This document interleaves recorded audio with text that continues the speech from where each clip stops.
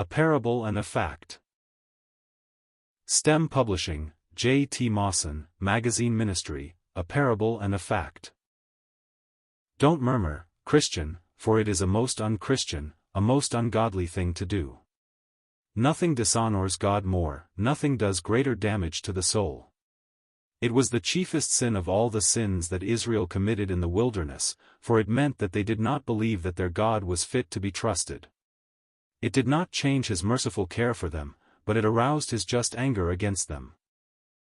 Be it content with such things as ye have. Your circumstances have your greatest blessing in view, and God, who considers and makes all things work together for your good, knows just where you live and how. I read a parable that I will pass on to you in my own words. A child wandered into a garden and was attracted by a beautiful flower growing there. "How lovely, how sweet," she exclaimed as she inhaled its fragrance. Then looking down she saw the black soil in which it grew. "What a shame," she cried, "that such a sweet flower should be planted in such dirt, it ought not to be."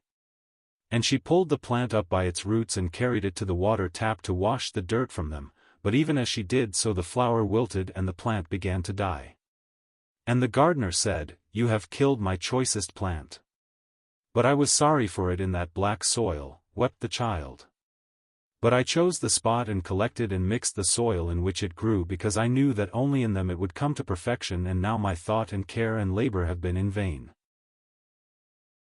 Have you read of the beautiful and useful things that Hiram made for the house of God in Jerusalem? The story of them is told in 1 Kings 7 verses 38 to 51, and we read, "In the plain of Jordan did the king cast them, in the clay ground between Succos and Zarthan." The clay ground was a necessity if the house of God was to be furnished with vessels, just as the black soil was necessary to the growth of the fragrant flower.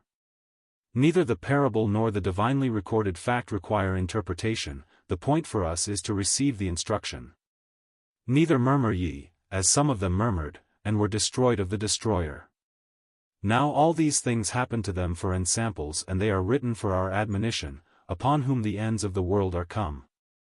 Wherefore let him that thinketh he stands take heed lest he fall." 1 Cor 10.